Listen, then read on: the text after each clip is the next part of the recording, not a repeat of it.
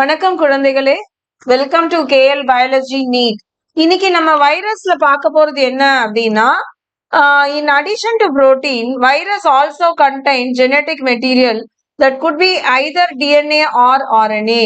So இவங்கள புரதங்கள் மட்டுமே இருக்கு அப்படின்னு நம்ம நினைக்க முடியாது. புரதங்களை தவிர DNA மற்றும் RNAக்களும் இருக்கிறது அப்படின்னு சொல்றாங்க.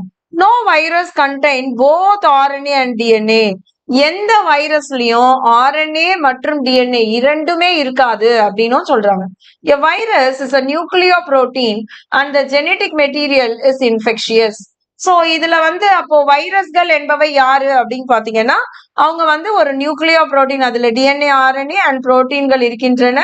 அந்த ஜெனட்டிக் மெட்டீரியல் இஸ் இன்ஃபெக்ஷியஸ் அப்படின்னா அதுல இருக்கக்கூடிய அந்த டிஎன்ஏவோ அல்லது ஆர்என்ஏவோ தான் நமக்கு பாதிப்பை உண்டாக்குகிறது, இன்ஃபெக்ஷன் பண்ணுகிறது அப்படின்னு நம்ம புரிஞ்சுக்கலாம். In general, virus that infect plants have single stranded RNA. So தாவரங்களை பாதிக்கக்கூடிய வைரஸ்கள் எப்பவுமே எப்படி இருக்காங்க? Single strand RNA. இது கேள்விகள்ல வருவதற்கு மிகுந்த வாய்ப்பு உள்ளது. சிங்கிள் ஸ்டாண்ட் RNA தாவரங்கள்ல இருக்கிறது. And virus that infect animals either single or double strand RNA or double strand DNA. அதே விலங்குகள்ல பாதிப்பை ஏற்படுத்தக்கூடிய வைரஸ்கள்ல பாத்தீங்கன்னா அது சிங்கிள் ஸ்டாண்ட் RNAவா இருக்கலாம், இல்ல 2 ஸ்டாண்ட் உள்ள RNAவா இருக்கலாம், இல்ல DNAவாவும் இருக்கலாம் அப்படின்னு சொல்றாங்க.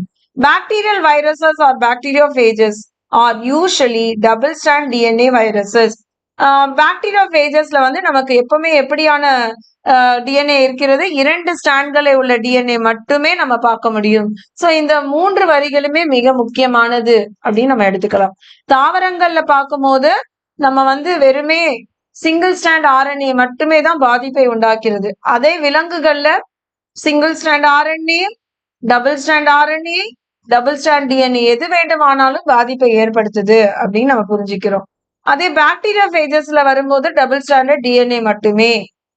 The protein coat called capsid made of small subunits called capsomeres.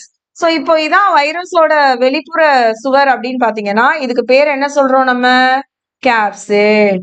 அந்த கேப்சிட்ல சிறிய சிறிய யூனிட்டுகள் ஆழம் இருக்கிறது. அந்த சிறிய சிறிய யூனிட்டுக்கான பெயர் என்ன அப்படின்னு பாத்தீங்கன்னா கேப்சோமியர்ஸ் அப்படின்னு நம்ம சொல்றோம். இல்லையா குழந்தைகளே? இந்த கேப்சோமியரும் கேப்சிடும் எதற்காக பயன்படுகின்றன?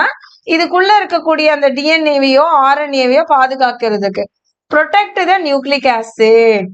These capsomeres are arranged in helical or polyhedral or geometrical form. இவங்க வெவ்வேறு வகையில அமைந்திருக்கிறாங்க. இந்த கேப்சிடுகள்ல இருக்கக்கூடிய கேப்சோமியர்கள் வேரியஸ் வடிவம், வெவ்வேறு வடிவங்கள்ல அமைந்திருக்கிறார்கள் அப்படின்றதுதான் இங்க. Virus cause disease like mumps, smallpox, herpes and influenza. So வைரஸ்னால வரக்கூடிய வியாதிகள் என்னென்ன அப்படின்னா உங்களுக்கு பொட்டம்மை, பெரியம்மை, இன்ஃப்ளூயன்சான்றது சளி சார்ந்த ஒரு வியாதி இல்லைங்களா? ஸோ இந்த மாதிரியான வியாதிகளை இது உருவாக்குது அப்படின்னு சொல்றாங்க. AIDS in human is also caused by virus. So AIDS கூட எதனால வருது அப்படின்னு பாத்தீங்கன்னா வைரஸ்னால தான் வருது. In plants the symptoms can be mosaic formation, leaf rolling, curling, yellowing, vein clearing, dwarfing and stunted growth. So வைரஸ்னால பாதிக்கப்பட்ட தாவரங்கள் என்ன மாதிரியான பாதிப்பை உண்டாக்குது அப்படின்னு பாத்தீங்கன்னா மொசாக் ஃபார்மேஷன், அந்த பிகமெண்ட்ஸ் எல்லாம் அப்படி ஒரு மாதிரி மொசாக் மாதிரி புள்ளி புள்ளியா தெரிவது, இலைகள் எல்லாம் சுருண்டு இருப்பது, மஞ்சள் ஆவது, வெயின்கள் இல்லாம இருக்கிறது, குள்ளமான வளர்ச்சி, இதெல்லாம் தாவரங்கள்ல நம்ம அதிகமா பார்க்கக்கூடிய அறிகுறியா இருக்குது அப்படின்னு நம்ம புரிஞ்சுக்கலாம்.